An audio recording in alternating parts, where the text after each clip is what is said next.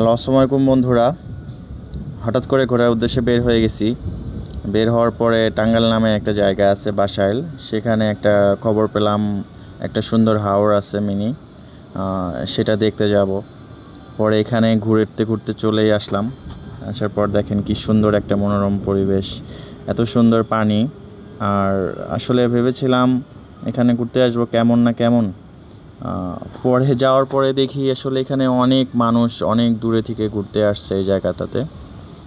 তো আমাদের বাড়ি সিরাজগঞ্জ, তো সিরাজগঞ্জ থেকে আমাদের টাঙ্গাইল যেহেতু কাছেই, তাই হঠাৎ করে ঘুরতে চলে আসলাম। আর এখানে অনেক নৌকা আছে, আপনি যদি আসতে চান আসলেই এখানে ছোট ছোট নৌকা, তারপরে স্পিড বোট, তারপরে যেটাকে শ্যালো বলে, এই ধরনের নৌকাগুলো আপনি ভাড়া পাবেন 200, 300, 500, যার থেকে যেরকম নিতে পারে। তো তারপর আমরা একটা নৌকা ঠিক করে ঘুরতে গেলাম। পরে হাওরের মাঝখানে দেখেন একটা সুন্দর পুকুর। পরে ভাবলাম এখানে একটু নামি। পরে এখানে নামার পর আসলে কিছুক্ষণ হাঁটলাম, ভালোই লাগতেছিল আসলে।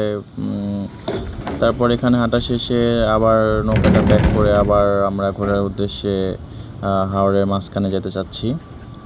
তো শ্যালোটা এখন স্টার্ট দিচ্ছে, দেখেন এই ছোট্ট ছেলেটা নৌকাটা চালাচ্ছে।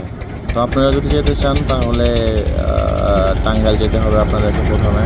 তারপর বাসাইল নামে একটা জায়গা আছে, ওইখানে গিয়ে আপনারা এই হাওরের কথা বললেই ওইখানে অটো সিএনজি আছে, ওনারা আপনাদেরকে নিয়ে যেতে পারবে।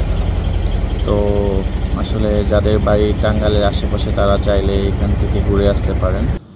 আসলে মোটামুটি মোটামুটি ভালো একটা জায়গা, আপনার মন ভালো হয়ে যাবে। আসলে অনেক মানুষ আসে, অনেক ছেলে মেয়ে ফ্যামিলি নিয়ে আসছে অনেকে একটু মনটা ফ্রেশ করার জন্য।